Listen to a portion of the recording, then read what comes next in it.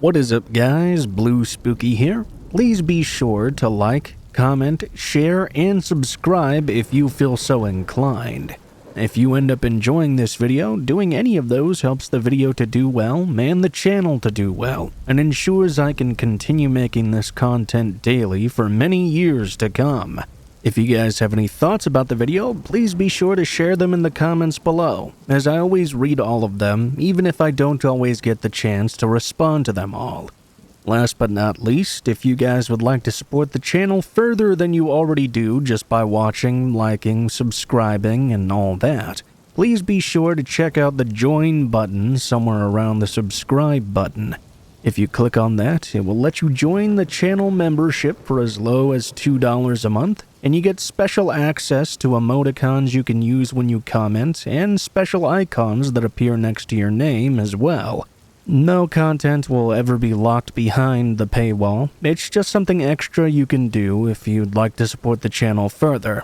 Without further ado though guys, we'll get right into the stories, and I hope you guys enjoy them. Have a great day. When I started working out a year ago to get into better shape, I had what I considered to be an ingenious idea. The gym was only about a mile away from my home, so in order to get the best workout I could, I would walk to the gym for a warm-up. My cool down would be the walk home. That way, I would get 2 miles of walking added onto my workout every day. It was pretty great actually, and I began to lose weight very swiftly. I have to admit that once it started getting cold and snowy outside, I started to feel like I should just drive instead. Still though, it had become such a part of my routine that I wasn't able to do so even when it got really cold.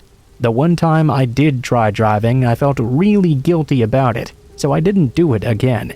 Instead, I just kept walking. The night my story takes place was one such night that I definitely should have driven.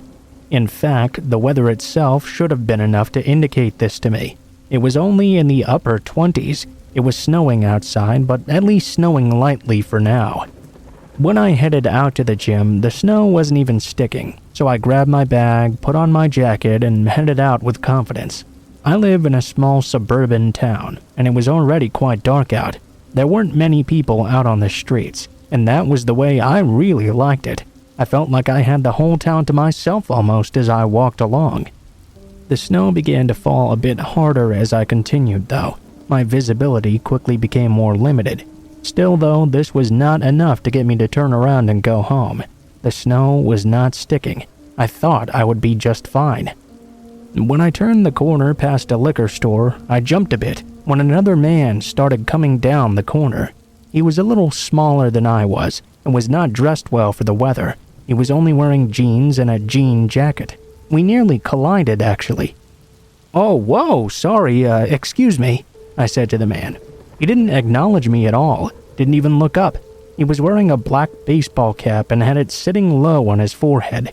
I couldn't get a good look at his face. The man just kinda shuffled along.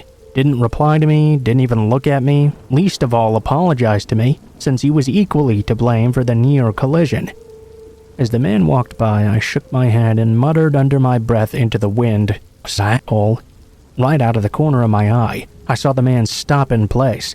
I froze. I couldn't believe he'd heard me over the wind. I looked over to him, only to see he had turned around and was now staring daggers at me. The snow was falling harder now. His face was partially obscured by it.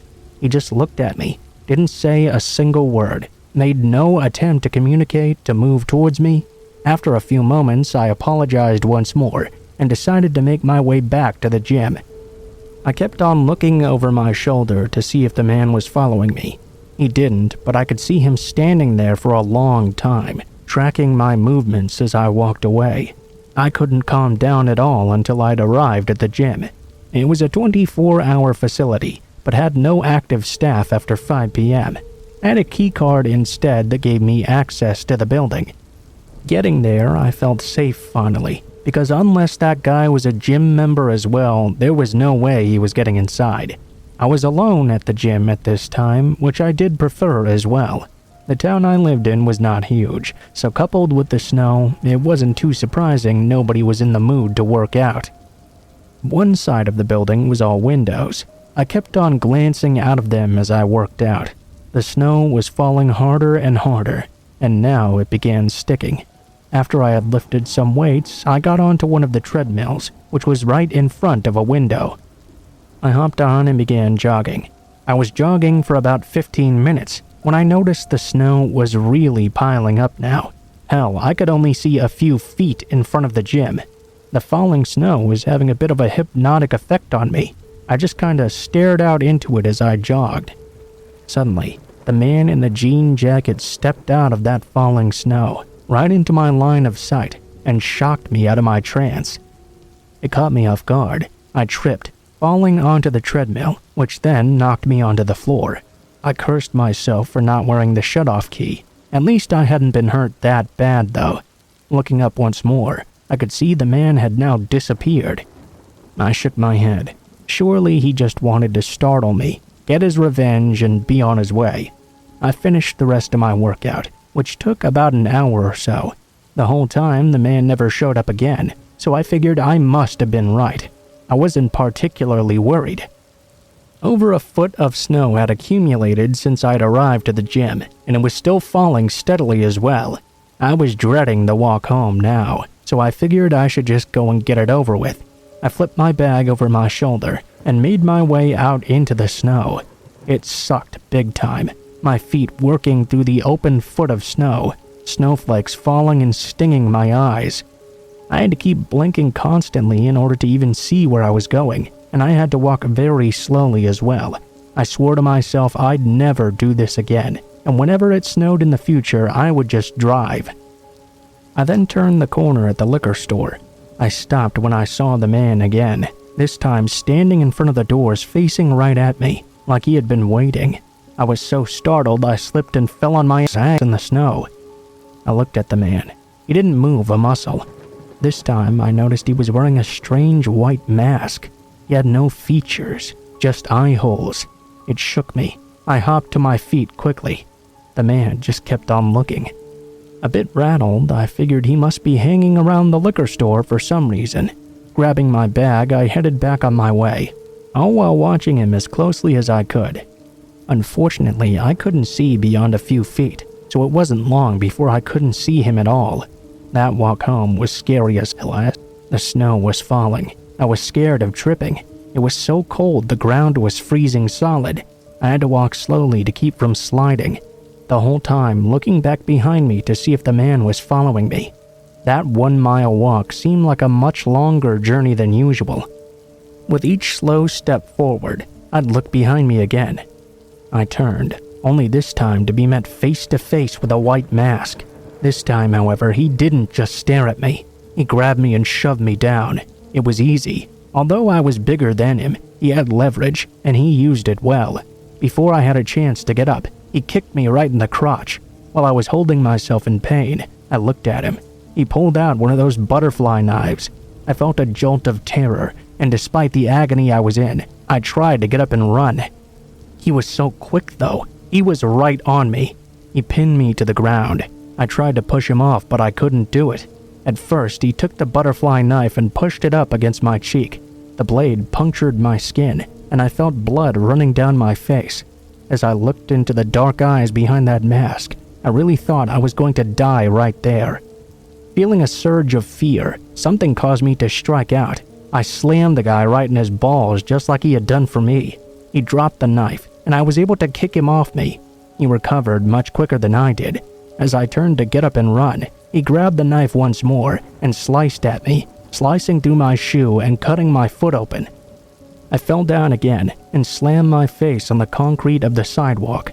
For once, I was thankful for that foot of snow. It cushioned the fall a bit. Still, I could feel tears falling down my cheeks. I was convinced I was about to die. I tried to get up again. Something finally went my way. I got some leverage with my foot. When the guy moved toward me, I kicked him in the face. He slipped on the ice and fell back on his ass. He dropped his knife into the snow, and I kicked some snow into his eyes. I have no idea what effect it had. I turned around and just booked it out of there as quickly as I could. I tripped a few times, but I moved much faster than I ever have before. The rest of the walk home was terrorizing. I had no idea if this psycho would just appear out of the snow once more. Thankfully, I made it home safely. I locked the door and called the cops. The police came and took a statement. They wanted me to come down to the station. Afterwards, I went to the hospital for my cuts. It wasn't until I arrived that I found out why they wanted me there. It turns out the liquor store had been held up earlier, and the cashier had been stabbed to death. They figured it happened while I was at the gym, and the guy must have thought I'd called them. They didn't catch the man. Not only did I stop walking to the gym, I found a new gym to go to as well.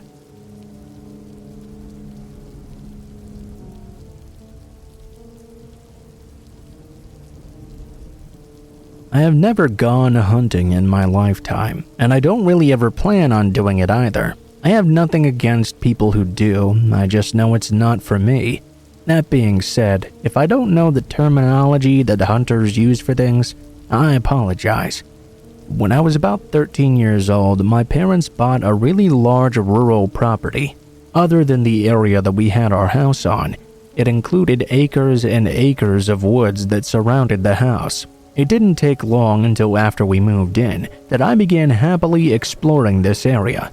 I would end up spending a whole lot of time out there too, letting my imagination run wild. Since there weren't any houses anywhere close to us, I would always be out doing this by myself. There were no other kids for miles around. Within the first couple of months of us living in that house, I found something that really interested me. I noticed this platform up in a tree. It had a trap door in it and a retractable rope ladder that hung down from it. I found the whole thing pretty fascinating. I was able to get the ladder down and climbed up through the trap door onto the platform. I found I could see quite a bit of the woods from up there, and I liked it quite a lot. When I told my dad about this find, he told me it was something often used by hunters. They would hang out on the platform for hours and hours, waiting for deer or something else to shoot to come along. He explained to me why a deer hunter needed to be hanging out up in a tree, but I have to admit I didn't really remember much of that explanation. The fact was, the platform was sturdy, so I had a place in the woods I could camp out every now and then. I figured it would be better than sleeping on the ground at least. When I was 15, I had spent plenty of time over the previous 2 years hanging out on that platform. I would go and sometimes even camp out on it in the middle of summer. Throughout the whole time, I'd never had anything strange happen. That makes what eventually did happen all that scarier. It was a summer day, and I decided to spend the night out on the platform. I got myself my flashlight, my comic books, my sleeping bag, some food and drink, and some other things to go for the night. I let my parents know where I was going and that I would be back home in the following morning. I was in a pretty good mood that day, as I recall. I was looking forward to what should be a really good night. Well, I'll fast forward past all the normal stuff about going out and setting up. I'll get straight into what happened during the night. It was dark out, and I'd been up on the platform for quite a while. I had 2 sources of light, a regular flashlight and a book light. This was years and years before mobile phones were such a common thing, so I didn't have anything like that to light the way.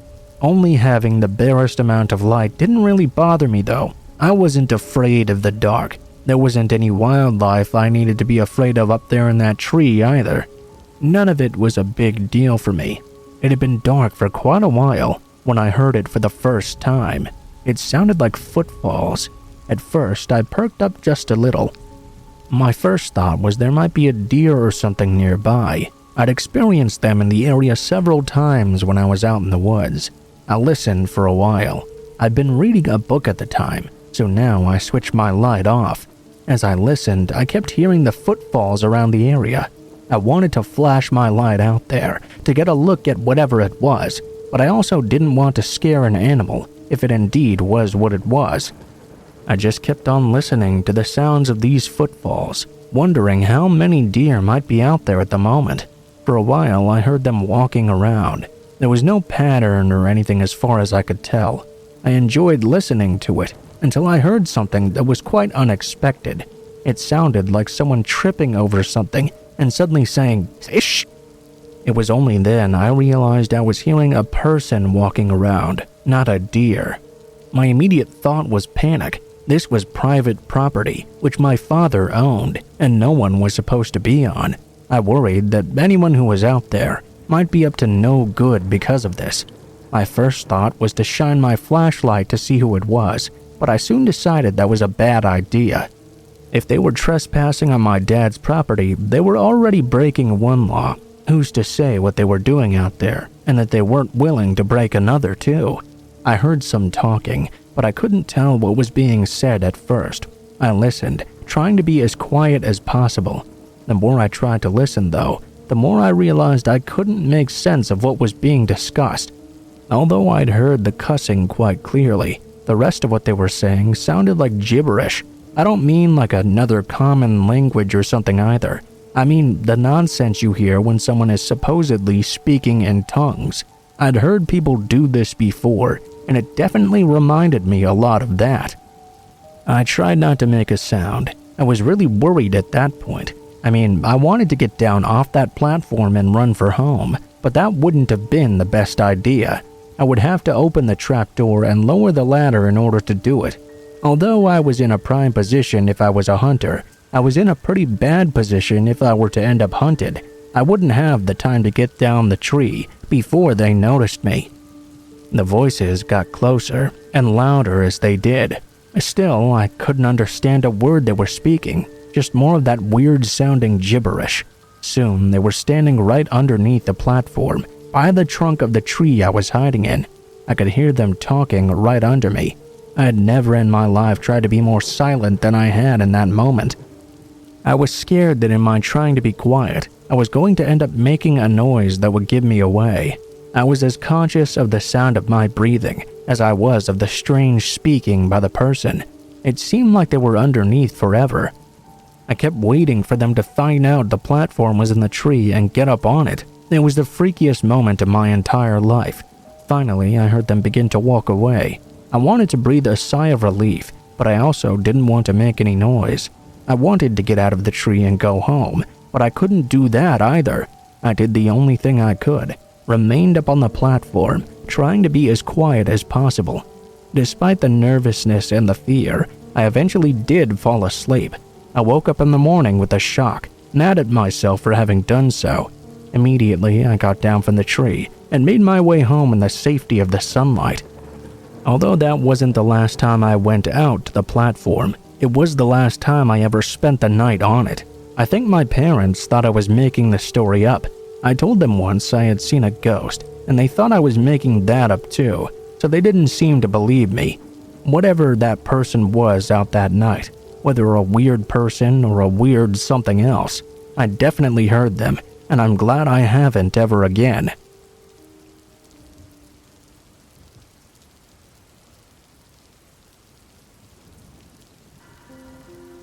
My friends and I had begun a bit of a club or group that was based on the MTV show Jackass. Sure, they told us the stunts were performed by trained professionals and we shouldn't try them at home, but watching the show, it didn't really seem they were trained particularly well. Plus, we never tried those exact stunts. We came up with our own, and we never tried them at home per se, so we pretty much adhered to their disclaimer. Anyhow, on Halloween night a couple of years ago, I did a really silly dare that ended up freaking the hell out of all of us. We'd been driving down through Utah on our way to Nevada.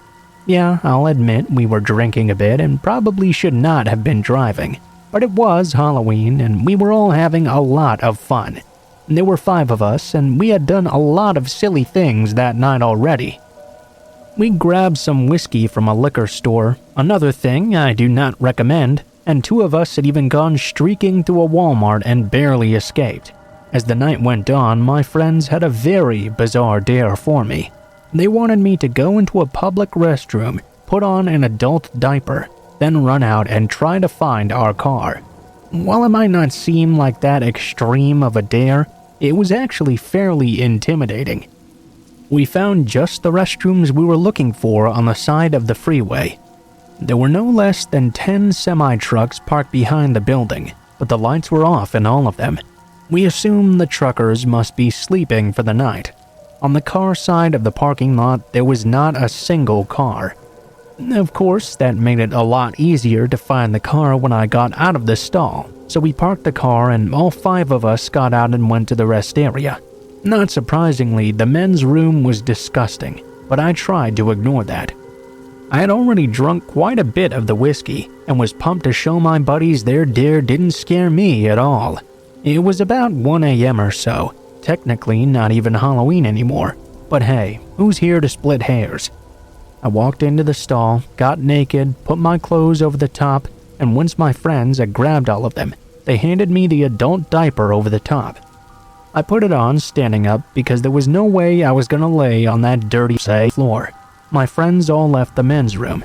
I'm not sure if it was the cool air or the fact I was standing in nothing but a diaper on Halloween night in a public restroom, but it sobered me up just enough to get intimidated by what I was about to do.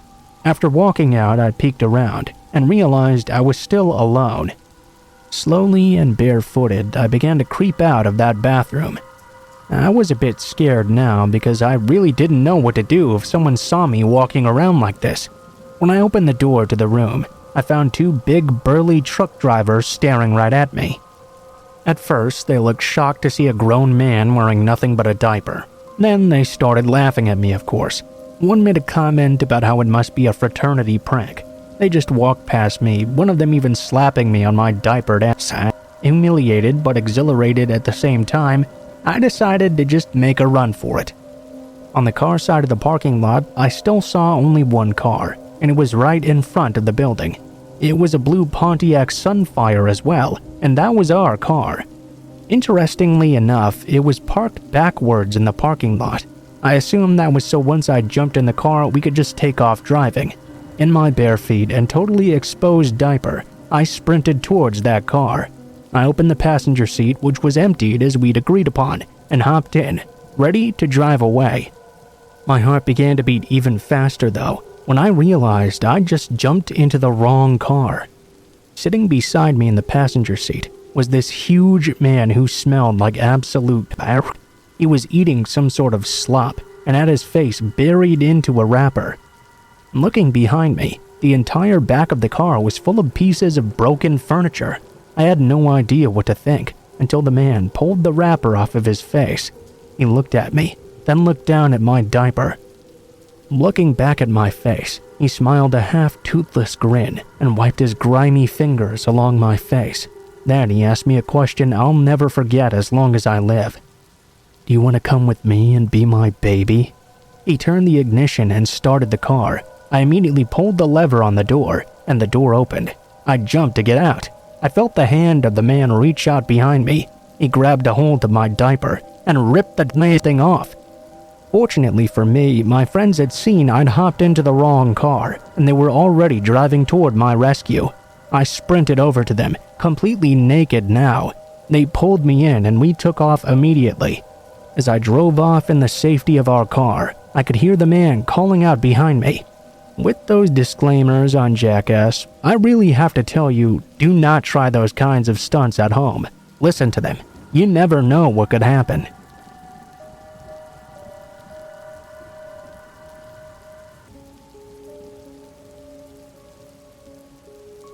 I've been listening for a while and decided to share one of my own stories. This happened in the fall of 1993 when I was 20 years old. In the interest of context, this was before I started college. I was working in the material prep department of a plastics factory in the night shift. I was the only woman in that department, and my male coworkers were initially skeptical I could even handle the job. I proved myself though and earned their respect very quickly. It was surely hard work. On the plus side, it also put me in the best shape of my life though. It was also about this time that I dumped my sweet boyfriend. He was verbally, emotionally, and physically abusive as well as an alcoholic. I suppose this fact more than anything is probably why I got myself into this situation to begin with. I had just gotten off work. It was around 1:30 a.m. and my car was running on fumes. I stopped at a local gas station to fill up. While I was there pumping gas, A woman about my age approached me, looking quite nervous and scared. She told me she had been at her boyfriend's house and they'd just had a really bad fight. She walked to the gas station to use the payphone and to call a friend to come pick her up. On her way to the station, though, a car pulled up as she was walking, and the guys inside had started harassing her. With a slight movement of her head, she indicated a car that was parked off the side of the gas station by the dumpsters. It was a large light green car, a Caddy or a Lincoln perhaps. I could notice at least 2 or 3 shadowy figures inside. She said they had threatened her, and she was too scared to call her friend and wait. The woman was neat, well-dressed, and didn't seem high or drunk or anything like that, just really nervous and freaked out. I didn't even hesitate. I finished pumping my gas and told her to hop in my car. I'd take her home myself.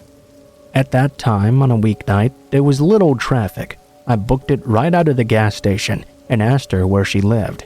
She kept twisting around in the seat to see if the car was behind us. When I asked her to put her seatbelt on, she ignored me and kept searching for the car. I assumed she was just scared. A few blocks down on the road, however, I noticed she was looking around my car quite thoroughly, and she'd started asking me about money as well.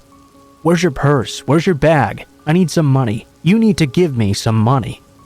My stomach sank. I had this woman in my car now, and for sure she was gonna rob me. When I thought about it though, robbery just didn't make much sense. I was driving a 1985 Chevette, affectionately nicknamed the Box, and was wearing my ratty work clothes as well. I did not look like a person with a lot of cash, primarily because I was not a person with a lot of cash. At this point, she twisted around in the seat and started yelling, "There they are! There they are!" She didn't sound scared anymore though. I checked in the rear view, and sure enough, that car was following right behind me. She started to cackle and began bouncing up and down in the seat excitedly. "My boys are gonna fuck you up, shit. They're gonna fuck you up."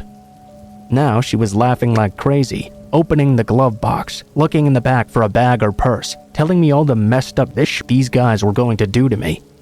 Now, if I had been smart, I would have just driven to the police station. Actually, if I'd been very smart, I would have called the cops from the gas station and waited with her until they arrived. That would have been the intelligent thing to do. Unfortunately, none of this crossed my mind until much later. In the moment, I just got really angry, and I realized 3 key things all at once. 1, there was an intersection just up ahead, with cars waiting on either side to cross, and the light had just turned yellow. 2, I had a spare box cutter that I kept for work in the driver's side door compartment. And 3, this crazy still hadn't put on her seatbelt yet. I didn't think. I floored it and soared under that yellow light, just as it turned red. I glanced back to see if the green car was still behind me, but the cross traffic at the intersection had started to move. Now they couldn't catch up. The started yelling.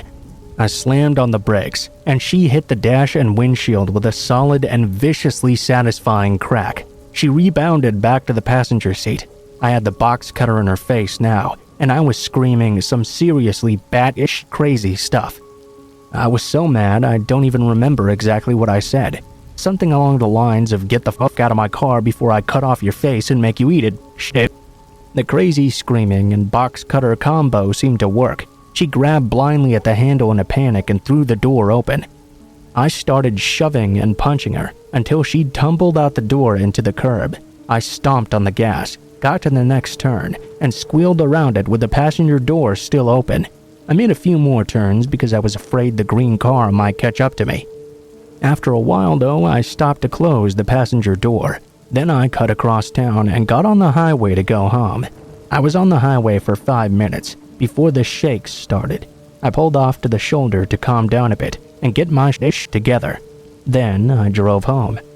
I told my older sister everything that happened. She wrapped me in a tight bear hug while simultaneously yelling about how stupid I was for not going to the police at first. I've never been so glad to be yelled at in my life.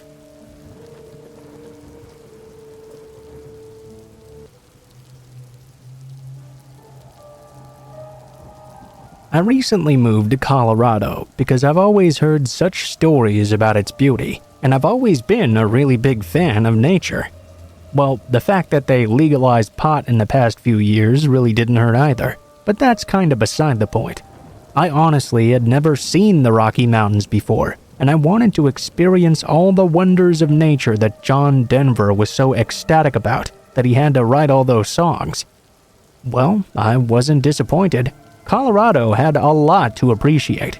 In addition to the mountains and forests and everything else, I also noticed that Colorado has a lot of tunnels as well. I mean, I suppose it does make sense. When you have so many mountains, you have to have a lot of tunnels too. I was particularly fascinated, however, with the train tunnels. Unlike car tunnels, train tunnels are not particularly well lit, and they're only really thin enough for the train to go through. There's a minor ledge on the side for a person to be up on just in case they're in there with the train, but other than that, there's really not much room. For some reason, I had become fascinated with these tunnels. I really wanted to try and walk through one of them, just to see what it would be like, you know? They were very old, looking like they had been constructed in the 19th century for all I knew. I just found them really fascinating. Now, before I go any further, I need to tell you what happens. This story has nothing to do with the actual train. I didn't accidentally go into the tunnel when a train was supposed to be coming, then run to the exit, only to just get out of there in the nick of time or something. Beforehand, I actually looked up the schedule online and was able to find a good period when there were no scheduled trains running for almost the entire day. That was the perfect time for me to go and explore. This tunnel I was going to was a particularly long one as well. Getting there was a little bit difficult even. Although there were no barriers, there was a lot of traffic on the interstate, and it went all throughout the mountains, of course. I was headed towards this tunnel in the middle of day, so I didn't have the cover of darkness to conceal me. I also wasn't brave enough to try and sneak into a tunnel at night. Instead, I put on an orange hazard vest. I wanted to at least try and make it look like I belonged there. I got to the tunnel without much incident, and held my breath as I went to venture in. It was really neat, and really light at first. As I mentioned though, this is a really long tunnel, and there isn't really much lighting in the middle. Once I was far enough away from the entrance, it was pitch dark. I had brought along a flashlight, but I sorta wanted to see how long I could walk before it got so dark I couldn't see anymore. As I started walking down the tunnel and into the mountain, the light behind me got dimmer and dimmer. I knew I had almost a day's worth of time, so I wasn't in a particular hurry. Eventually, after a bit of winding, I was in the pitch black. It was pretty awesome, I have to tell you. I took out my flashlight and shone it along as I went on. It was so dark that puny little beacon of light barely made an impact. As I continued walking in this silent darkness beside my footsteps, I heard a noise a bit off into the tunnel. It sounded like someone else was walking as well, but I doubted that could possibly be the case. I mean, what are the chances that someone else was walking this far into the train tunnel at the same time I was? Only a few moments later, though, I began to hear it again. It definitely sounded like some sort of footsteps, and it was coming from the direction I was walking toward. I wondered if this might be an animal or something. I began to get concerned. I didn't know all the wildlife that was in Colorado, and I was walking through a narrow tunnel deep into a mountain. It was not going to be easy to get away unless I was able to find a ring to turn me invisible. I considered turning around and going back because I kept hearing that sound over and over. As I stood there and tried to listen a bit closer, I began to hear what was definitely the clacking sound of shoes. It was coming from even deeper inside. I was in a bit of a quandary here. The ledge I was walking on was not particularly wide, so if I turned around and began to walk away out of the tunnel, I would be turning my back completely on what could potentially be a dangerous person. It would be very difficult to defend myself if I were to be attacked.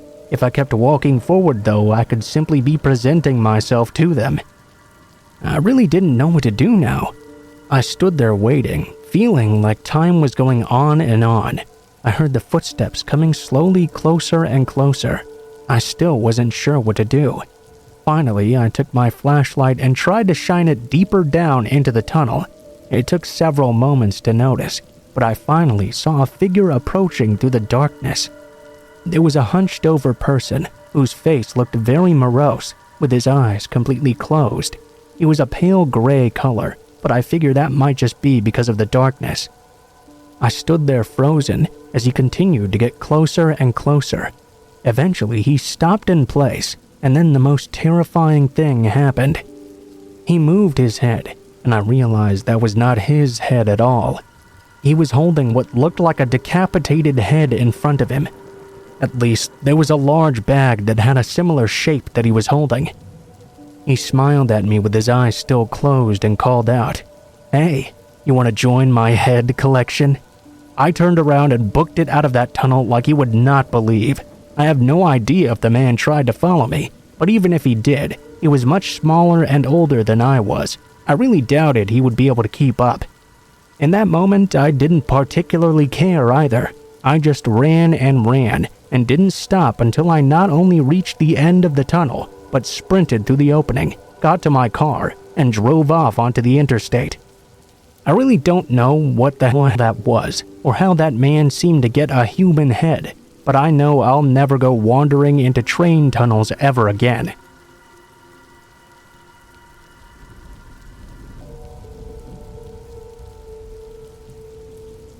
So I'm just gonna cut right to the chase here. I prefer scary stories where people don't give tons of backstory, but this was the creepiest thing that ever happened to me. On any given Halloween, we had a lot of trick-or-treaters during the night, and trick-or-treating was pretty much over by 8 p.m. This was back when people always did their trick-or-treating on Halloween night in the dark, before we all became wusses. Long after I'd went to bed though on this night, I heard my doorbell ring out. I woke up very groggy and looked over to the clock. It was 12:30 now. I wondered who the hell would be ringing me this late.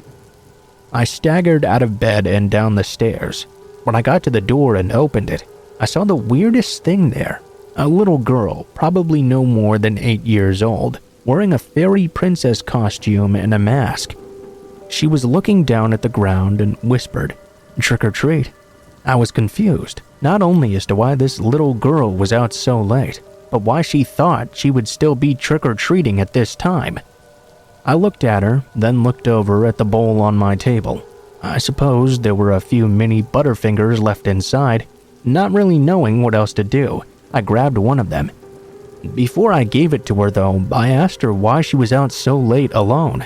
She didn't answer me though, just continued to look at the ground and repeated, "Trick or treat." I grabbed some candy bars and decided to give her more than usual, since she was out so late. I asked her first to look up at me though. As she did so, I noticed she was wearing a goblin mask or something ugly that completely contrasted the fairy princess costume she was wearing. She held her bag up to me. I asked her again why she was out so late. As I leaned in a bit closer though to observe, she answered me, "I'm only allowed to say trick or treat." I could see in her eyes behind the mask there was a rather desperate look. I dropped the candy bars into her bag while looking around, telling her that she had to run on home. As I was observing, I noticed that there was a black RV sitting there in the street that wouldn't usually be there. After I gave the girl the candy, she lowered her head, thanked me, and ran back to the vehicle. She jumped inside the car and the car took off immediately. Not before, though, I had memorized the license plate number. I called the police immediately and told them about the suspicious thing I'd just seen. I felt like such an idiot, though. The girl could have been abducted or kidnapped. I really should have brought her into my house. Hell, I would have if I had seen the RV before she'd started running off. It's one of those moments I look back on over and over, and I know I did not do the right thing in this instance. I have no idea whether or not the situation turned into anything. The police took all the information, but they never contacted me about it again. I suppose I really didn't think they would. I hope that whatever was going on that night though, that little girl, that little fairy princess, that nothing bad happened to her.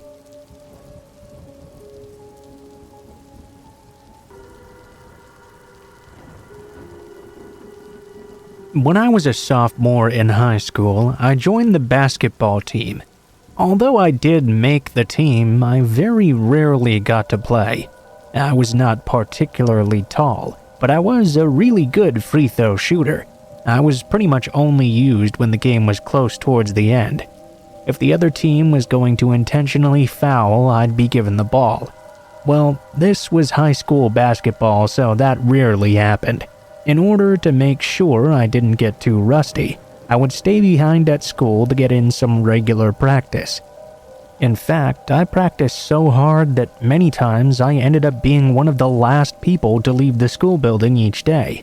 On a Friday in early December, I was at school rather late practicing when I needed to refill my water. I walked out of the gym and down the hallway. Along the way, though, I noticed that somebody seemed to be standing outside this set of double doors. When this person saw me, they began to start banging on the doors to get my attention. Obviously, I was not allowed to let anybody into the building after hours, but this guy just kept on banging, trying to get me to come over. I walked over quickly to let him know I would not be able to do anything or let him in. He told me he was a school janitor and that he'd forgotten his keys inside his office. He begged me to let him inside. I just shrugged him off and let him know that I couldn't do anything. Then I walked away. However, he just kept on banging away. After I filled my water bottle up, I walked back to the gym. The guy was still there, slamming on that door, trying to get my attention. I figured the best thing to do was just ignore him, so I didn't acknowledge him the second time. All this did was piss him off, though. Actually, he called me a few expletives through the door. Yeah, 'cause that's the way to get me to help you out. Back in the gym, I went back to my monotonous routine to free throw. I would usually land about 9 out of 10 throws. I had gone through about 20 straight hits when I finally missed one. The ball bounced off the hoop and rolled over to those side double doors. As I walked over, I noticed it was now snowing pretty hardcore outside. I considered just calling it a day and walking home before the snow got too bad.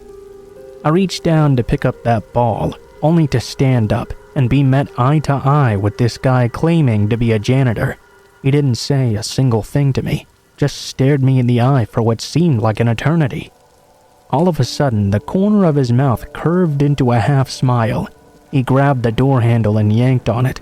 Of course, he didn't get in, but he railed at the door a bit, his eyes never leaving mine.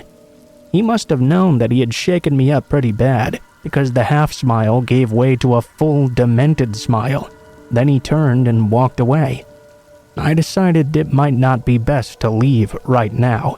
Maybe I'd better just waste time in the gym and wait for that guy to get bored and leave or something. I wasn't worried about getting home in the snow because I didn't live very far away from the school, so I practiced for another hour and a half instead. Surely that would be enough time for the guy to leave.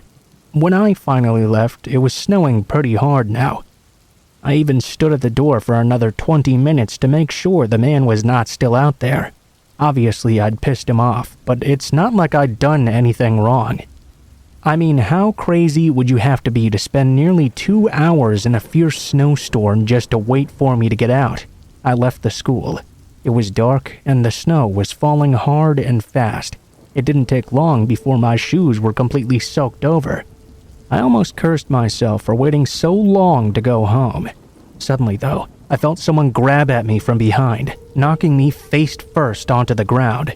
I fell hard and got snow in my eyes, and lost my backpack as well. When I was finally able to get my bearings once more, I saw the man from earlier, standing behind me holding my backpack in his hand. I was scared to death at first, thinking he was going to beat the crap out of me for not helping him earlier. Instead, he simply stood there in the snow watching me. He then held his hand out, as if to offer to help me up. I was cautious to accept it, but I was having a hard time getting up on my own. He yanked me back to my feet, then shoved my backpack back into my hands. All the while, he just kept staring into my eyes, that same half smile on his face. I reached out and yanked my backpack away from him, or at least tried to pull it over to me. At first, he held on quite tightly to it. After a bit of back and forth, though, he released his grip, and I stumbled back slightly. I took my backpack and nervously thanked him for helping me. He didn't respond, though. His smile just grew even bigger. Nervously, I turned and began to walk home, although I kept watching him as I walked away, expecting him to bum rush me or something. He didn't do anything though. He didn't even slowly follow me or anything like that. He just stood there, watching me as I walked home. I turned onto the streets and actually went around the block just to make sure he wouldn't know where I was going. By the time I'd actually gotten into my house, the man was nowhere to be found. My parents were home and I felt completely safe now. I got cleaned up and had a nice dinner with them. By the time my parents had gone to bed, I'd nearly forgotten all about the encounter. I decided to do a bit of homework before bedtime though, so I went to my room and over to my desk. I got my backpack, put it on my desk, and I opened it. I reached in to grab my textbooks, only to notice they were wet. Now I was pissed off at myself for getting snow in my bag. To my surprise though, when I withdrew my hand from my bag, it was not covered in snow. It was covered with blood. I dropped the bag to the floor. Freaked out, I grabbed it by the bottom and dumped all the contents onto the floor. Books, pencils, notebooks. All of a sudden, what seemed to be half the body of a Yorkshire Terrier fell out onto the floor. It looked like it was cut in half at the head, chest, and front paws, bloodying my bag. I screamed, waking my parents up and bringing them to the room. I didn't see that man again, so I assume he didn't want any further revenge. It didn't really matter though. What he had already done was bad enough.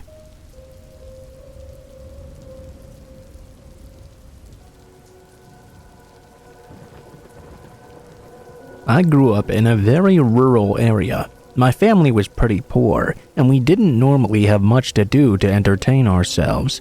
We did have guns though, and so did my best friend Tom at the time. Occasionally, as teenagers, we'd go out spotlighting. For those of you who don't know what that is, it's when you go hunting at night. You take a light with you and shine it into the woods. You'll get to see the light shine off the eyes of an animal. Then you would try to shoot the animal if you could. It was an extremely dangerous method of hunting, and illegal in most places. Obviously, it was way too easy to accidentally shoot someone else who happened to be out there. My family relied strongly on hunting in order to eat. At the time, as a kid though, I didn't really understand that, and just did it because I enjoyed doing it. As an adult, I don't really like to hunt as I once did, but anything I might have shot, I definitely would have brought it back home with me. Tom and I had gotten pretty deep into the woods, and were having no luck finding anything. We never had too much luck hunting anyway. We weren't exactly good at being quiet when we went out there. Plus, I always wondered if shining lights all over the place didn't scare off all the animals so you couldn't get anything. Honestly though, we were just bored and looking for something to do. We didn't know if we were actually going to get anything anyway. After a while, the light disappeared though, and Tom grabbed me from behind. I jumped in surprise. I was about to admonish him because I had the gun with me, and he had the flashlight. I was about to tell him he definitely didn't want to be shot. He immediately told me to be quiet though. "There's a huge guy out there," he said in a whisper. "I only saw him from behind, so I turned out the light. He might not know we're here yet." I was confused as to why he seemed so cautious. I had a rifle on me, obviously, and I wasn't scared of some random person out in the woods. We literally had a gun. Something that would turn any horror situation around in a minute. We could sort of see each other in the dark, as my eyes were adjusting to the light being off. I really wanted him to turn it back on, but he seemed too scared to actually do it. Finally, I simply grabbed the light from him. I turned it on and shined it over in the direction he indicated he had seen the man. I began walking over to that area, rifle in one hand and flashlight in the other. Tom was still scared, obviously, but he followed me because he didn't want to be alone. No matter where I looked, I couldn't find anyone out in the woods with us. I kept shining the light all around, which made him even more nervous. He thought it would draw attention to us. I finally decided he was probably just trying to scare me. I told him he'd had his fun, and we should start heading back toward my house now. We didn't get very far until we both did see a person. However, this person was laying on the ground in front of a tree. As we got closer, we realized the person was not breathing, and their back was completely soaked in blood. That was when the fear suddenly hit me. I didn't even think about checking for a pulse or anything. I just wanted to get the hell out of there. Tom and I started heading out of the forest and back toward my house. It took us a while to get there. We called the police when we got home. The police found the body soon after. They were definitely dead, been stabbed several times in the back. They questioned both of us, but I told them Tom had been the only one to see the guy going through the woods. I had no way to describe the person to them. Our experience made living in that area really crazy. It also created a lot of buzz around Tom and I, which wasn't exactly comfortable. I mean, if the murderer happened to read the newspaper, he would know we were out there that night. That made simply going to sleep a scary thing, and we stayed out of the woods for a long time after. No one was ever charged with the crime. I'm sure of that, because neither Tom or I were ever contacted about having to identify anyone. Not that I could have anyway, but as far as I'm aware, that's a murder left unsolved to this day.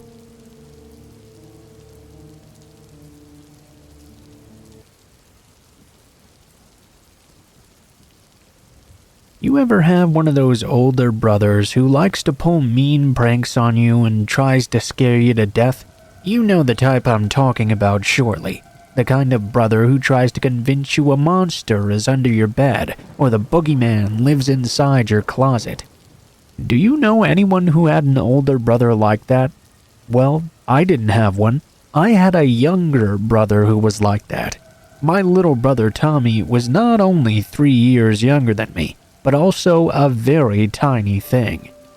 Physically, he was not threatening in the least, but mentally, he had an imagination that could scare the shit out of people 3 or 4 times his age. The worst thing he ever tried to do to me happened when we lived in a house in a new subdivision. After we'd all moved in, all 4 of us kids got our own room for the first time in our lives. Being the second oldest, I got the second choice of bedrooms. The room that I picked was not only the second biggest, but also had another feature I really enjoyed. It was very unique to the other rooms in the house. There was this trap door in the closet that led underneath the house. It was actually kind of weird, but I thought it was really neat. This trap door led to what you might call a crawl space, I suppose. It wasn't really shallow enough that you would have to crawl in it, though. A human being could very easily stand straight up and underneath the house with nary a problem. My brother Tommy just loved the idea of that trapdoor. He was actually quite mad at me for getting what he felt like was the most interesting feature in the entire house. About a month after we'd moved in, he was still trying to get me to trade rooms with him so he could have the trapdoor in his closet. After that month of refusing, I suppose he finally snapped and got angry with me. "Fine, if you don't want to trade rooms with me, then I'll leave you and Matilda alone," he told me. With that, Tommy turned and began to leave the room. Although I should have known better, I had to ask Tommy what the hell we were talking about. "I'm talking about Matilda," Tommy replied. "She's a homeless woman who lives in the crawl space. Actually, she was squatting in the house before we moved in. Once we showed up, she had to hide underneath. I figured I'd be nice and try to take this room off your hands since I'm not as big a chicken as you are. But I suppose if you want her, you can stay in the room where she has the most direct access to the house." With that, Tommy turned and swiftly left the room. I had to give it to my little brother, he had outdone himself this time. While this story did indeed give me the creeps though, I knew it was just his attempt to get me to trade bedrooms with him, and I was not about to give in. Well, Tommy didn't give in either. He began to taunt me on a daily basis about this Matilda lady. He described her as an ugly, fat old hag lady dressed in ratty blue dresses. He told me he would often talk to her, and she told him she would sneak up into the house when the family wasn't home to grab food.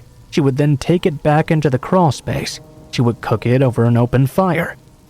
Tommy told me that he told Matilda how much he wanted my room, and once even asked her if she would help him get it from me. According to Tommy, she'd readily agreed she would help scare me out of the room, but she had to pick the time, not him. I supposed it was a brilliant tactic on the part of my brother. It really left it open-ended as to when this imaginary woman would come attack me. This was his attempt to keep me on edge all the time.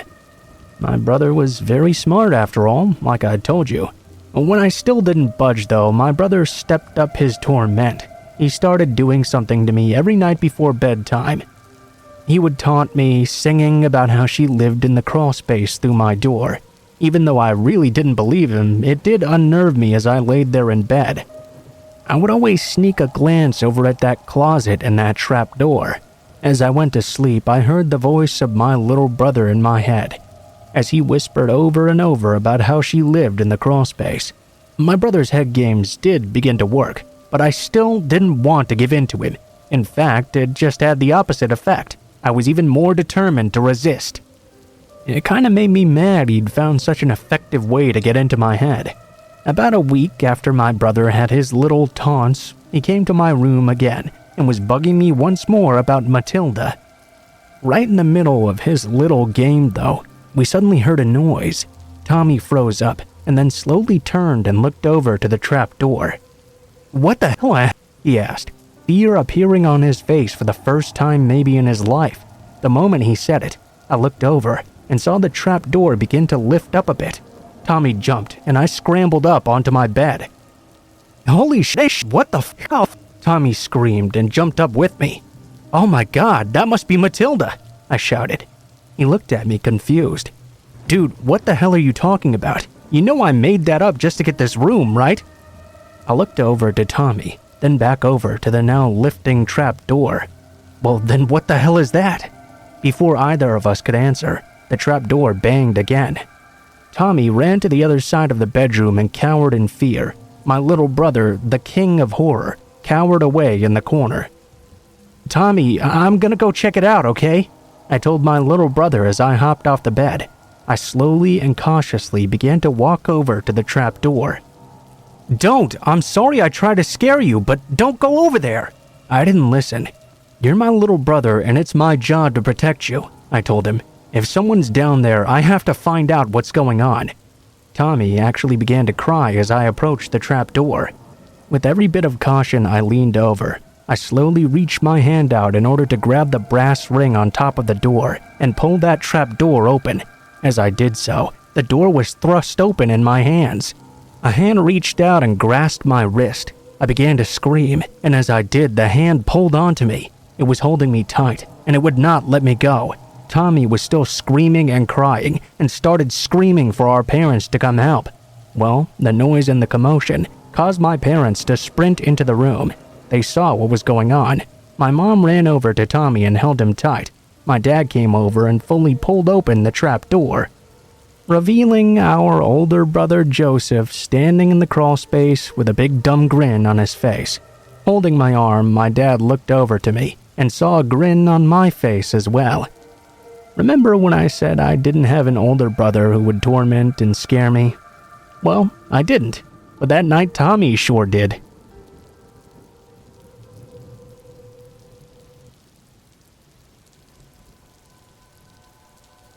I grew up in the 70s and 80s, and I wanted badly to be an Olympic athlete when I grew up.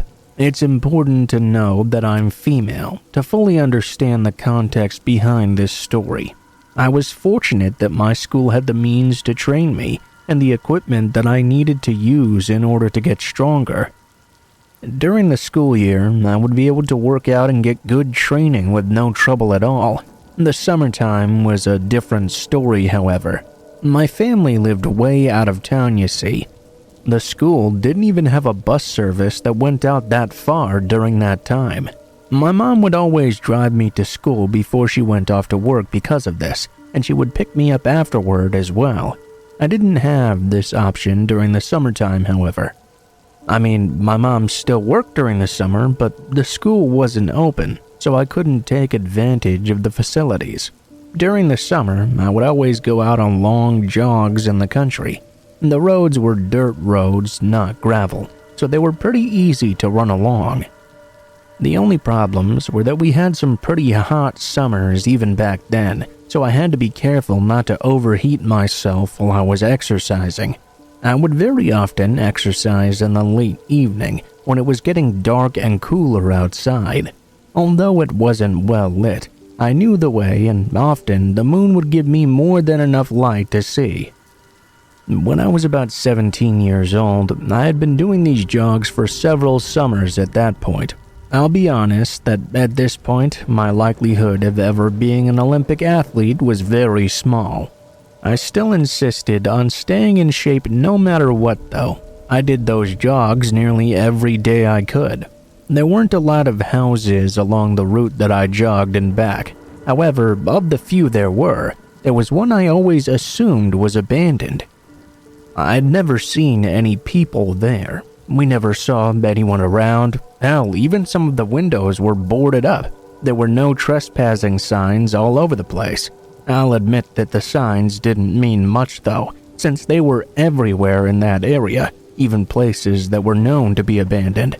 The house just had that sort of vibe to it too. It looked like it hadn't been kept up very well, and was probably a local hangout for ghosts.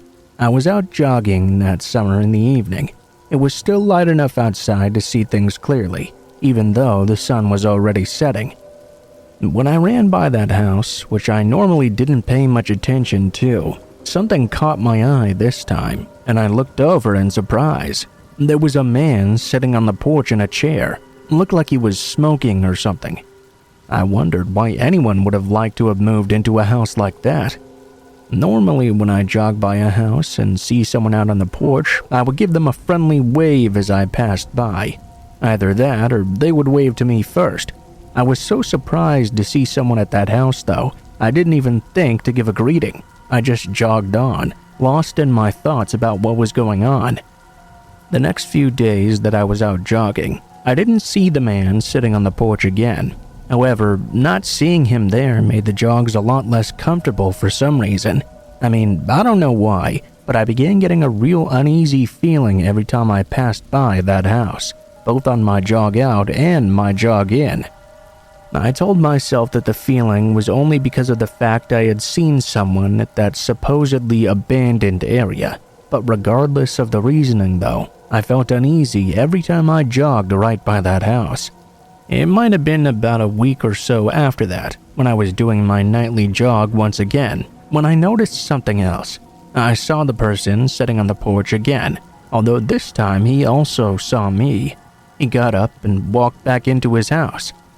I got to the point in my jog when I was turning around to go back home. It was dark at that point, and although the moon was full, it was still a little scary. I don't know exactly why, but I began getting an uneasy feeling the closer I had been getting back to that house.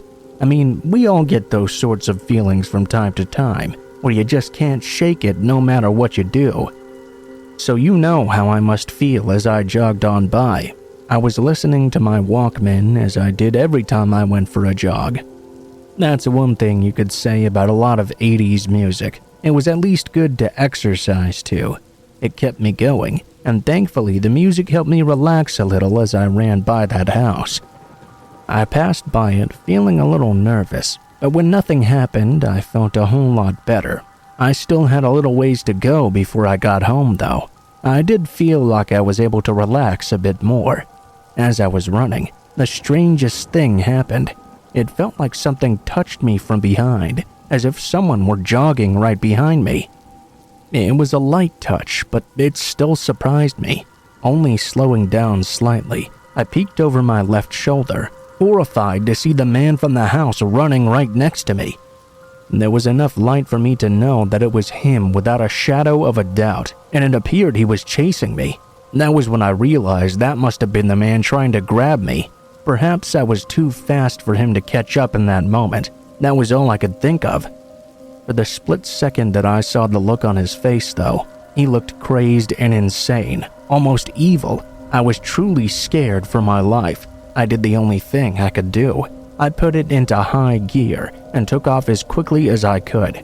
I was jogging previously, but now I put everything into my running and did my best to run fast. The first few times I checked back over my shoulder, the guy was still clearly in pursuit of me. However, as it continued, it was obvious he was not in the same condition I was, and he was quickly falling behind. There was no doubt he was still trying, though. I ran as fast as I could and stopped looking back after the first few times. I just wanted to get home, knowing my dad was there and would absolutely protect me from this creep. I ran to my driveway. I ran up to the door and opened it. The moment I stopped to open the door, I expected to be grabbed and pulled away, but that didn't happen. I rushed inside, locked the door behind me, and looked out the 3 rectangular windows on it, trying to see if anyone was out there. The man was there, but he was now standing at the end of the driveway. He didn't try to approach. My mom and dad were obviously concerned with how I'd run into the house like I did. I turned and looked to them and explained what happened. I then turned and looked out the window, only to see the man was not there anymore. I knew it was that guy from the house, and I made sure my father knew that too. My dad grabbed his gun and went out there to confront the guy. My dad was a huge old country boy who anyone in their right minds would have been scared of. He jumped in his truck and went to the guy's house. My mom didn't call the police. She was worried my dad would be the one to get into trouble. We simply waited for him to get back. It took a while for my dad to arrive, and it was a bit nerve-wracking waiting for it.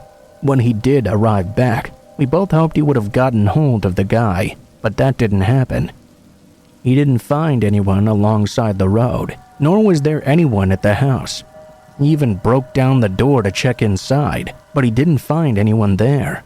We did some checking, and it turned out the house didn't even have a tenant. The property was owned by the owner of the town's grocery store, and no one was supposed to be living there. They figured some homeless guy took up residence there for a while, or perhaps an ex-con who had nowhere else to go or something. I don't know exactly, but whoever it was, I'm lucky I was in the shape to outrun them.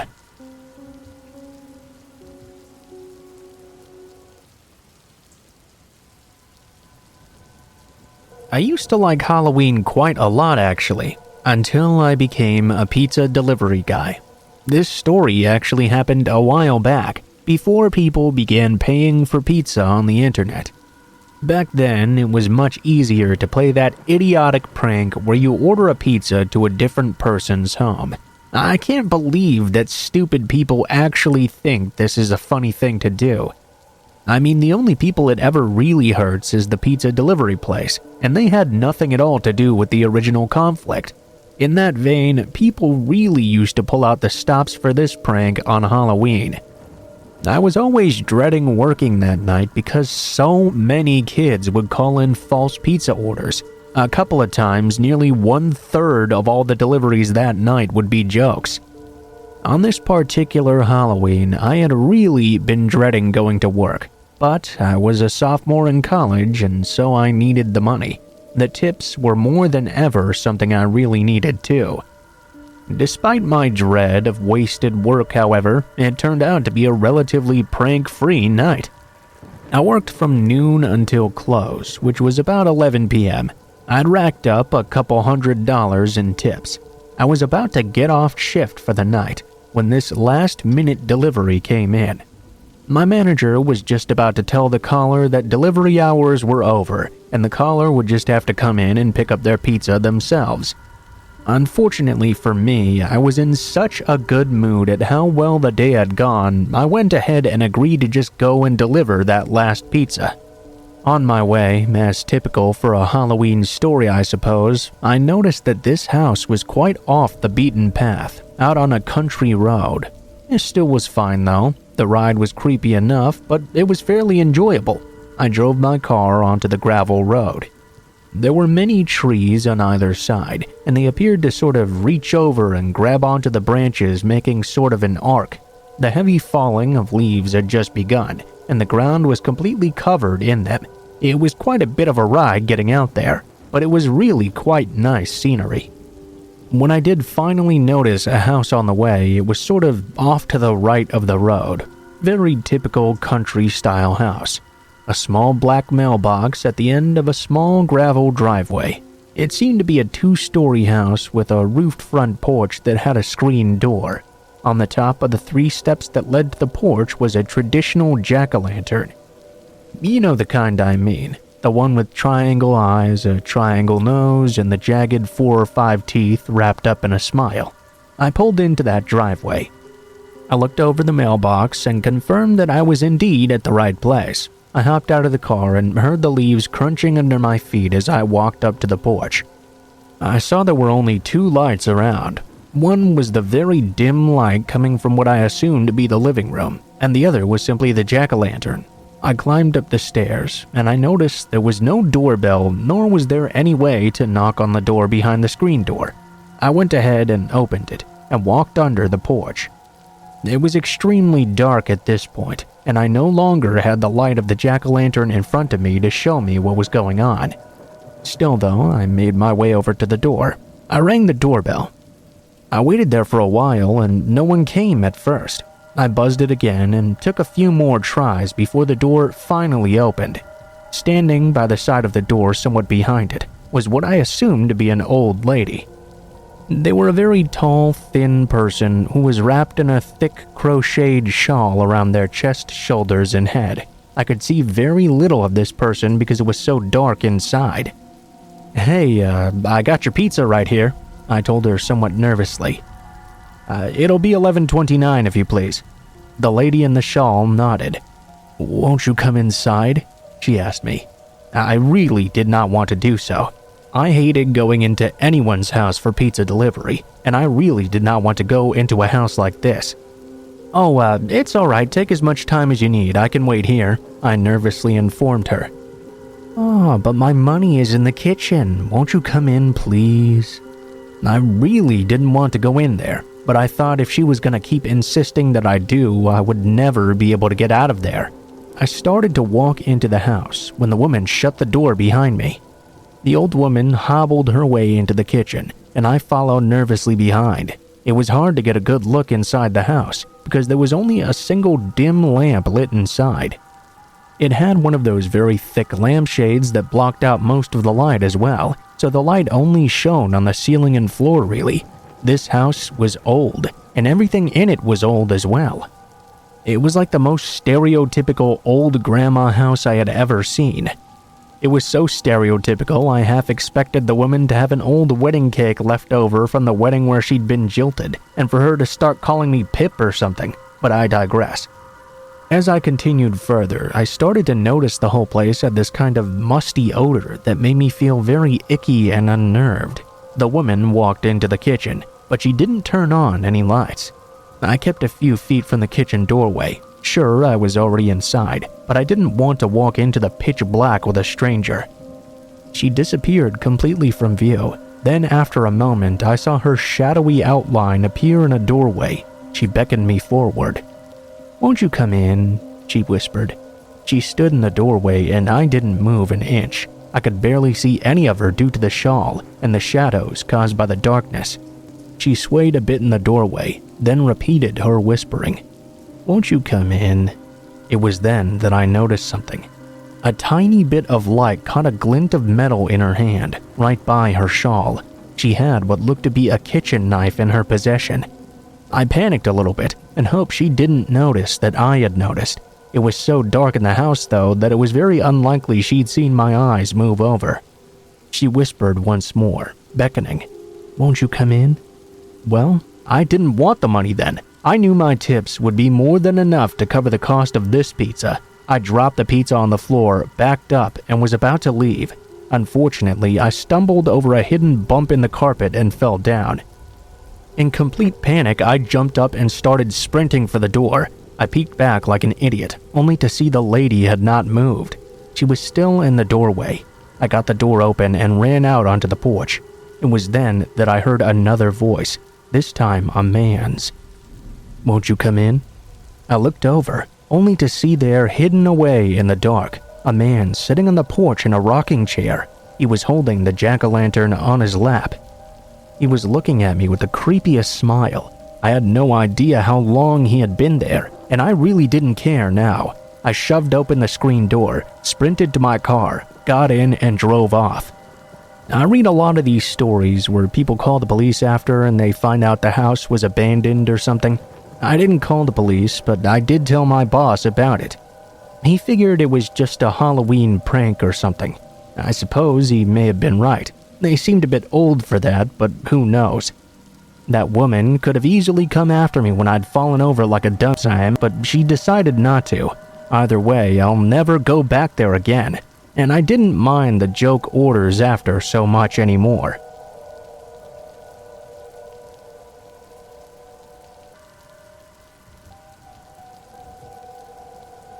Obligatory, this happened quite a long time ago, around the age of 5 or 6.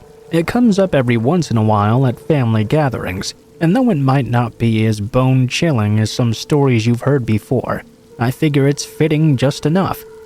For context, I have a very close extended family, as in a huge family that all lives within 30 minutes of each other.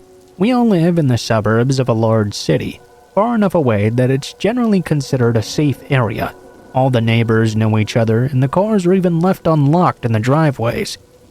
When I was younger, my grandma used to watch my cousin and I, and she had 2 dogs living in her home. Dog 1 was Benji, a sweet, lovable dog. Dog 2 was Cheyenne. She was nice enough, but we always preferred to play with Benji. He was a lot nicer, more cooperatively playful, and generally wanted to be around us more. We'd always play in the backyard with each other, sometimes with supervision and sometimes not. It was a fenced-in yard and a nice enough area, so we really didn't expect anything strange at all. Anyway, one day we're there playing outside as per usual. Benji was inside with Grandma, and Cheyenne was outside with us. She was kind of laying away to the side as we played with our toy cars or whatever we were messing with that day. We'd never noticed this until the man started talking. There seemed to be a person watching us through the fence, trying to talk to us now. He was about 50 or something, and no more than 20 feet away. The man seemed nice enough, but hey, I was very young, so I had no clue about strangers back then. We kind of walked over to him, not very close though, still a good few feet away. He had began to try and chat with us about God knows what. This whole time, Cheyenne had started coming over to us, growling lowly and getting into a protective stance. The man continued to talk. I can't really remember what the subject of the conversation was anymore. All I know is that at one point, he began to try to call us to come over to him. We wouldn't do that. We knew that much at least. Of course, that made the man very upset. At this point, he began trying to scale the fence. I had never been so afraid in my life. Cheyenne just started going absolutely berserk. If that man had managed to climb over, I don't think Cheyenne would have let him leave the yard alive. He jumped back, obviously startled, not expecting that vicious dog. My grandma heard this happening, so she rushed out into the yard. She saw the man, us, and the dog going insane. My grandma began to scream, like I had never heard her before. The man jumped down and ran away down the road. We ended up being rushed inside where my grandma sat us down and very nicely explained the stranger danger thing. My grandma, who lived there for a very long time, had no idea who the man was either. He didn't seem to be a neighbor or someone from the general area either. The whole rest of the day, Cheyenne would not leave our sides at all. Unfortunately, I was always a little bit scared of Cheyenne after that. I know now it wasn't fair to her. She was just protecting us. I also learned that I'll always trust my dogs. We've had dogs for as long as I can remember, and usually their instincts about people tend to be pretty correct. I have no idea what the man was planning on doing if he'd managed to get into the yard, or if Cheyenne hadn't been there. Luckily, she was out with us that day.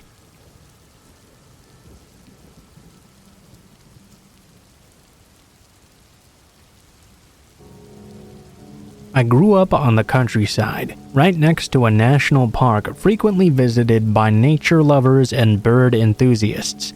It was the kind of park where you're not really allowed to bike or ride horses, only walk or run. 10-year-old me felt it was a stupid rule though, and did so anyway. The trails were perfect for it after all.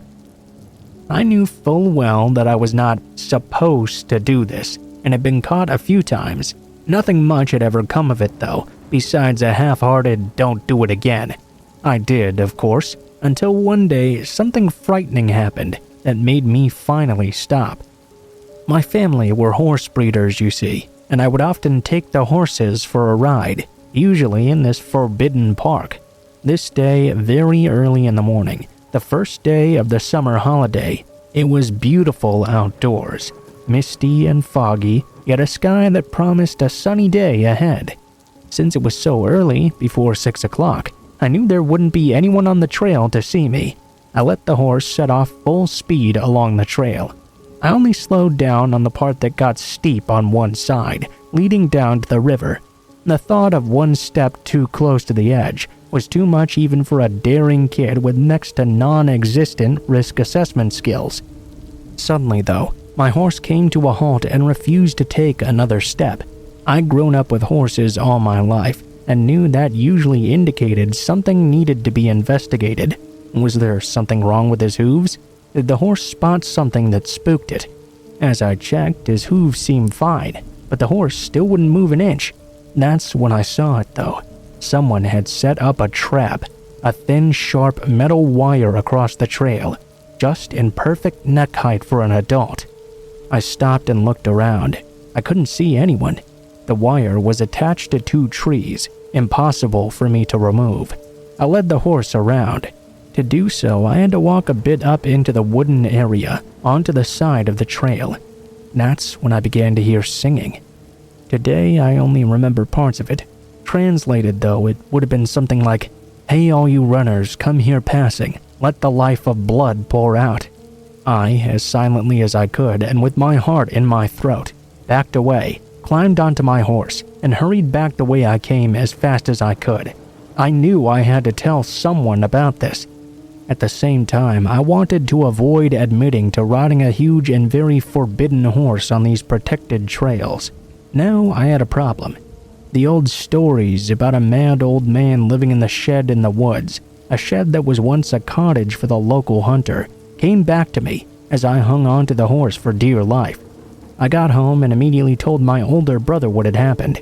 He went back there with me in tow. We found the wire trap, and after a while of searching, we also found a spear-like pole in the ground, right in the spot where you'd land if you came running and jumped over the fallen tree on the trail. We called the police right away. The area was searched thoroughly, and several similar traps were found. No sign of the old man, though. The following summer, there was big news in the local paper about spear-like poles being found just under the water's surface, directly under a little tower you were supposed to dive from at the lake. Black garbage bags filled with big rocks were found on the narrow bridge crossing the river. If a car had hit those, it might have gone off the road and into the water.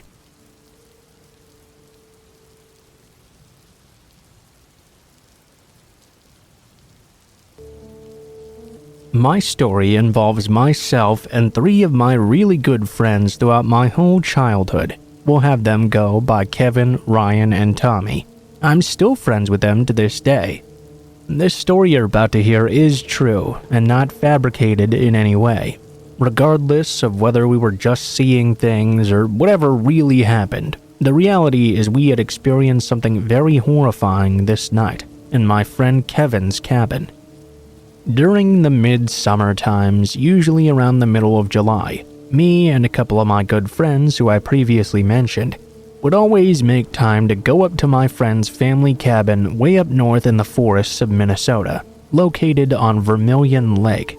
Throughout all of our young years, we would always go, for sure accompanied by my friend's dad, who owned that particular cabin. Sometimes some of our other dads as well. Once we were juniors in high school, though, we felt mature and old enough to just go on our own, finally without Kevin's dad or any other adult supervision that may have wanted to accompany us. I would like to mention a little information in regards to my friend's cabin to help you picture the scenario better. It was situated in a very remote location and was fairly small based upon the very large-sized island. Other cabins were there as well, but the next one closest to us was a solid half a mile away at least. You could get to it by taking a man-made path around the island, but there was no driving or anything like that. I want to mention that to get to my friend's cabin, he had to park on a gravel road on the opposite side of the island. As his cabin was located on a little inlet, he had to take his boat across the lake a half a mile to reach it. My mind always had a tendency to run around when sleeping there at night. It was one level with only 2 bedrooms next to one another, a kitchen and living room connected, and a bathroom in the back of the cabin. Where you slept, there was always at least one window in each room, with no curtains at all. It was very easy to look outside into the woods and out to the lake. This is where my mind would run, as I always thought somebody would peer over the window and look in. Of course, nobody ever really did. I had been to this cabin a dozen times throughout my lifespan, and nothing creepy had ever happened, so the older I got, the easier it got to sleep there. We would usually stay about a week's worth, 4 or 5 nights. On the 3rd night during the trip, when we were there on our own, we had set up a campfire and been drinking beer all night. Not saying I condone underage drinking, by the way, we just happened to sneak some in, being the rebels we were. We went out to his dock to gaze up at the magnificent stars and enjoy our buzz.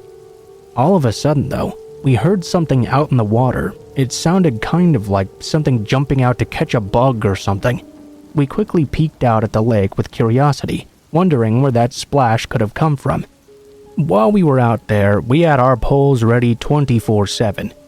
Thankfully, the moon was out that night, which helped to light up the lake. Otherwise, it would have been dark as black. With there being no lights for miles upon miles, we wouldn't have been able to see anything out there. My one friend Ryan began to squint and look closer, before pointing and saying, what the fuck is that? I looked a bit closer. I finally spotted what he was pointing at. All I can describe it as is it looked like someone's head was peeking out of the middle of the lake, just floating there, staring at us.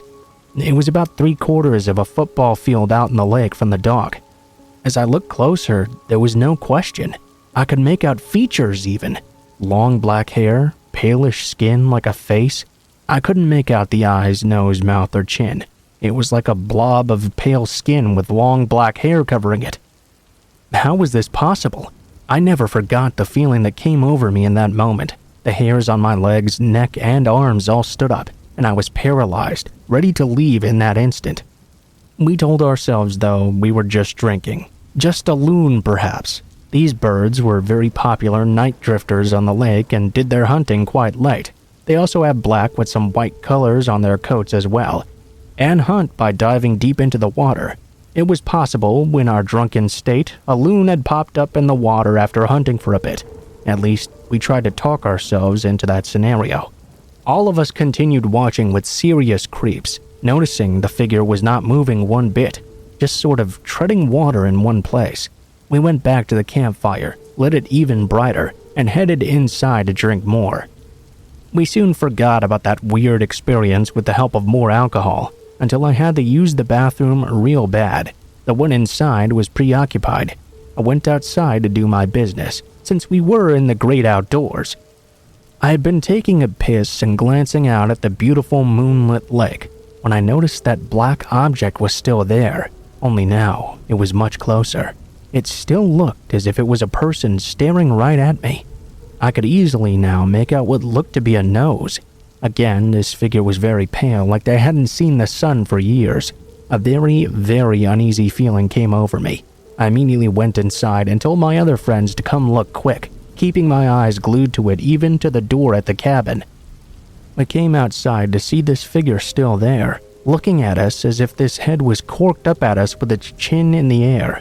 Nobody dared to go down to the dock anymore. We went back inside, ruling out that it probably was not a loon. A loon would never tread the water so long in the same spot. This object was like stiff as a board, not moving a single muscle, just staring up at us from the deck instead. There was no ripple effect in the lake either from the object. We thought about it for a bit and decided it must have been a log with some weeds on it or something. I could tell everyone felt very uneasy though. A few hours passed by. It was now super late into the night at this point, and we knew we needed some sleep. Being my curious self, I looked back one more time now, and the object had completely vanished.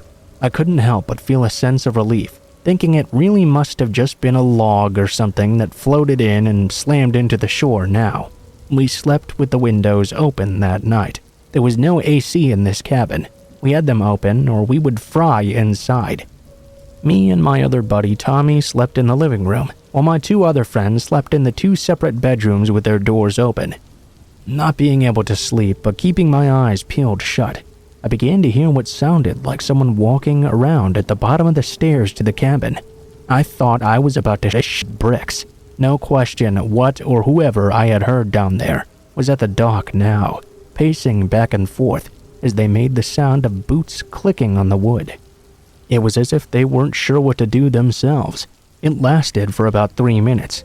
I wanted to whisper to my buddy, but I was frozen in fear. I kept my eyes shut and my ears on full alert. The footsteps sounded like they'd just begun to ascend the stairs. Then all of a sudden they turned around, and it sounded like they were sprinting out down the man-made path.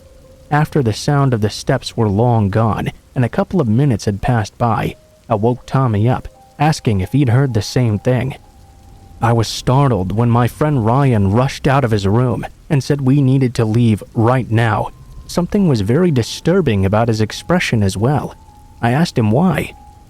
He woke up my other friend Kevin in the other room and said we needed to go right now. I asked him to explain.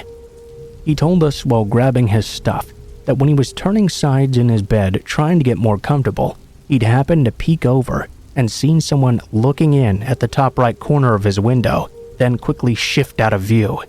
He told me all he'd seen was a single eye, ghostly white skin, and black long hair going down out of sight.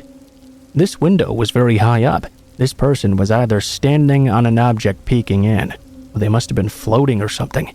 Ryan continued to say, "Let's go right now," very seriously. It disturbed the fuck out of me. I was feeling like I was going to be sick. Rather than telling them what my friend and I had heard in the living room, we all just agreed to pack our stuff and book it right now, not cleaning the cabin or anything. We did lock up as we headed down the stairs, and we could see bare footprints in the dirt, heading off into the path and all around the cabin. We picked up our step at this point, jumping into the boat. We threw our stuff in as well, untied it, and sped off. I was too scared to even think about that thing we'd seen in the water anymore. I couldn't even bring myself to look into the lake. My eyes were glued to the island, trying to spot anything moving. I saw nothing. When we had finally gotten our stuff packed in the car and the boat tied up as well, we hopped in and took off. We had been driving about 10 miles now, when out of the blue, Ryan broke down in the car sobbing. "What was that, guys? What the fuck did I see?" We called our parents and explained what happened on the way back. Ryan was freaking out. They told us to just get home safely and quickly. It was about 4 or 5 in the morning now, but no one could sleep. It was a very quiet and somber ride home. My friend's dad went up the next weekend and said he experienced nothing like that while there.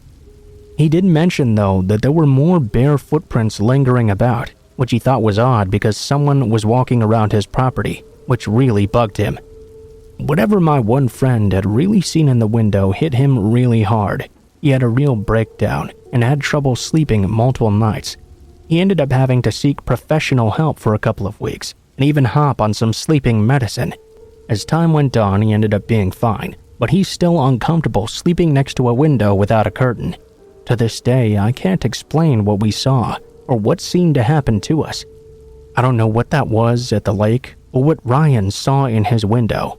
Nothing ever happened at the cabin since that night besides the additional footprints. We were told from my friend's dad who owns it that it really could have been anything. I personally decided to never go back.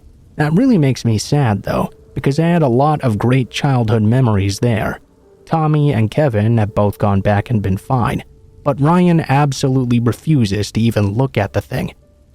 A lot of people have cabins on this island, so I suppose it could have been a prank in the makings that had been busted when Ryan saw the person at the window, or possibly a person wanting to do something worse. I'll never be able to explain what that was in the lake, but the fact that this incident, along with bare feet and someone looking in at Ryan at night, all happened in the same night. Seems like much more than just a coincidence.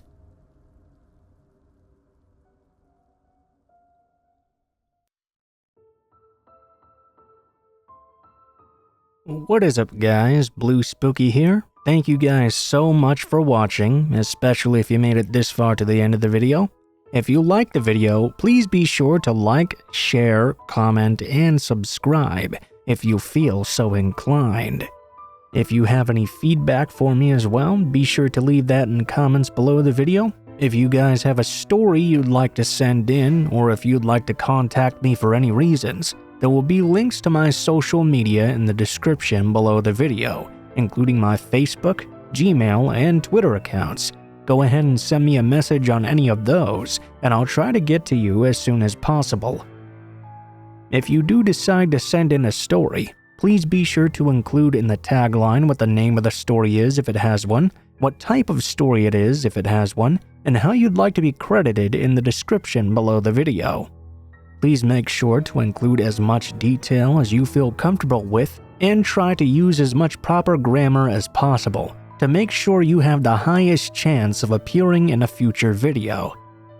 Overall, I think that's pretty much it for now guys, so thank you so much for watching, and I hope you guys have a great day.